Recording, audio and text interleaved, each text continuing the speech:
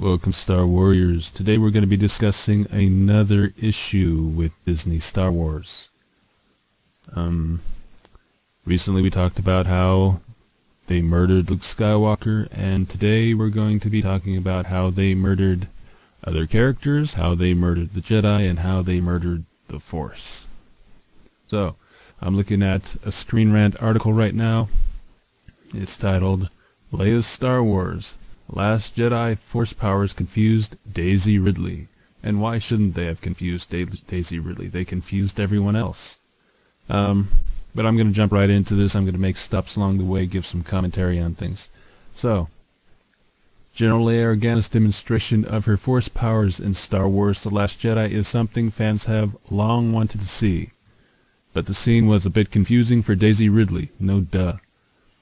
Leia, of course, is the daughter of Anakin Skywalker, meaning she inherited a fair amount of Force sensitivity. Some of the previous Star Wars films illustrated this in subtle ways, telepathically communicating with Luke Skywalker, sensing Han Solo's death. But Episode 8 went for broke, with an awe-inspiring depiction of her abilities. Sent flying into space after the Resistance command ship was attacked, Leia's survival instincts kicked in and she flew back to safety. Everyone remembers that, right? Cringe, cringe. This scene is one of the many reasons The Last Jedi went on to become the most divisive entry in the franchise to date, with some people ridiculing the image of Leia Poppins, and others feeling it was a powerful moment. For more casual fans whose knowledge of the galaxy far, far away isn't very extensive, Leia channeling the Force could have come as a surprise they're still trying to figure out. And doesn't that seem like a problem? I mean, the casual fans are the biggest portion of the audience in the theater. Oddly enough, you can count Ridley among that group. During a Q&A session of The Last Jedi, Ridley confesses she was unclear on Leia's connection to the Force and is still in the process of learning what she wants to know. Yeah. I think Daisy Ridley is unclear of Leia's connection with the Force because Rian Johnson is unclear of Leia's connection to the Force. Or it's just that, you know, the Force is there for everyone now. You don't need training. You don't need to be a Jedi. All you need to do is be in the goddamn movie. Anyway. Being in the movie. Because I wasn't so knowledgeable of the Star Wars thing, I have questions about what it all means. Like when people talk about Jedi and stuff like that, I remember having a conversation with one of our executive producers on 7, Michelle, and I said, but surely Leia's a Jedi, because she's Force sensitive and she's challenged. She's not challenged in the same way as Luke, but like, she's doing stuff for the good and everything like that. I still don't quite have my answer. Like, is she a Jedi? I don't know. And this is the real point here. Disney Star Wars, as far as Disney Star Wars is portraying Jedi and the Force and everything, you don't need training to be a Jedi. You definitely don't need training to use the Force. So, I mean, basically, if you're doing stuff for good, you might as well be a Jedi, right? Poe might as well be a Jedi, Finn might as well be a Jedi, Maz Kanata might as well be a Jedi, Chewie might as well be a Jedi. They're all doing stuff for the good, and they're challenged and everything. That's what they're leading people to think, even people in the film. I mean, that kid at the freaking end of the movie, why would he have Force powers? I mean, he's thinking of doing something for the good, obviously. I mean, how ridiculous is that? This isn't storytelling. This isn't story. I mean, it's kind of like if you have Lord of the Rings and you have the Fellowship. They're getting together, and they're deciding who gets to carry the one ring, right? And instead of the Hobbit coming up there, they give it to some dude. You know, I mean, it could be Aragorn or it could be Boromir. It doesn't matter. Just give it to one of them because it doesn't matter who has the thing. It doesn't matter in Star Wars who has the Force. It doesn't matter in Star Wars who's a Jedi. They're all Jedi. Unless, of course, they're Imperials. Then they're Sith, I would imagine. But the article goes on. It'll be easy for die-hard fans to roll their eyes at this and criticize Ridley's ignorance. But there are some things to keep in mind. Just because someone is acting in new Star Wars movies doesn't mean they're an enthusiastic fan of the property. That's not something to keep in mind. I mean, enthusiastic fan of the property or not, if the storytelling is doing its job, then you understand why Frodo has to be the one to carry the ring, or a hobbit has to be the one to carry the ring. Or you don't understand it, and then that's a problem with the storytelling.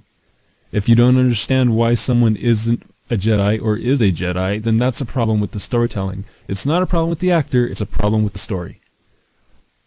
Just because someone is acting in new Star Wars movies doesn't mean they're an enthusiastic fan of the property.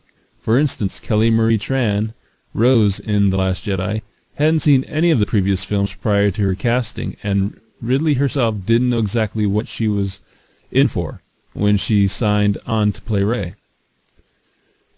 Though the movies are relatively straightforward in their storytelling and execution, the intricacies of the mythology can get lost on those who aren't well-versed in the lore. Even the most ardent followers of Star Wars have questions about certain aspects, so Ridley's query isn't entirely far-fetched. No, Ridley's query isn't far-fetched. Of course not, because she's basing everything she knows off of terrible storytelling. I mean, she doesn't know anything really about the original 6 movies. All she knows is practically what she's been involved in. I just love how they're trying to spin this as it being, or people think it might be Ridley's fault for not knowing something that no one knows. No, it's the problem of the storytellers being extremely inept at telling a story. But let's continue. An argument can be made: Lucasfilm should coach their talent. See how they're I can't even finish the sentence. Let me try. An argument can be made: Lucasfilm should coach their talent on the ins and outs of Star Wars, but Ridley's lack of knowledge hasn't prevented her from crafting a memorable character in Rey. This is like ridiculous. I mean, it's really trying to say that, yeah, we're putting this on Lucasfilm for not coaching their actors, but their actor made a memorable character. Wow, you really got to do something to,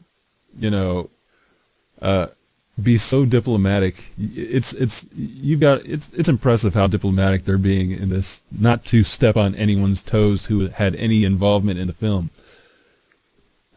I mean, let me see. Did you have to coach James Bond or Sean Connery on everything James Bond? No. The narrative in James Bond was X, and Sean Connery understood that he was supposedly doing X because of the storytelling. Why should you have to coach? Unless the storytelling is bad. Let's move on, though. This is almost over. The answer to Ridley's question, as some may know, is that Leia is not a Jedi. In the non-movie canon materials, it's been revealed Yoda wanted to train her as the Order's last hope, and she began to experiment with her abilities after Return of the Jedi. But Leia ultimately turned down Luke's offer to be his first student. Isn't that lazy? I come to think about it for a second. Luke spent, a couple weeks at best training with Yoda, like 5 minutes training with Obi-Wan, and in like 30 years, Leia wouldn't take a couple weeks to train with him to become a Jedi. But, Rey gets like a day on Ahch-To where she doesn't really train with Luke at all, and yet she's going to become a Jedi. She's going to pass on the knowledge and make future Jedi. See how ridiculous the storytelling is here? They're turning Leia into this lazy, deadbeat person who won't take a few hours to get some nonchalant lessons from her brother to become a very powerful force for good in the galaxy. I really don't even want to read the rest of this, but I will try and finish it, the last few sentences. Leia had an obligation to the burgeoning New Republic and felt she would be better served fulfilling her duties there instead of missing a few hours of sleep, is what they're trying to say. Instead, she sent her son Ben to be trained by Luke, a decision that changed the course of the galaxy. Kylo Ren is now the supreme leader of the First Order, waging a war against a group of freedom fighters led by Leia. Well, I mean, she would have had to send her son if she had taken a few hours to listen to her brother lecture about how the Force isn't about moving rocks or something. Anyway, guys, tell me what you think in the comments down below. Is the storytelling as dumb as I'm making it sound, or is it even dumber than I'm making it sound? And as always, if you're listening to this, you are the New Rebellion. You are the New Rebellion. You are the New Rebellion. You are the New Rebellion. You are the New Rebellion. You are the New Rebellion. You are the New Rebellion. You are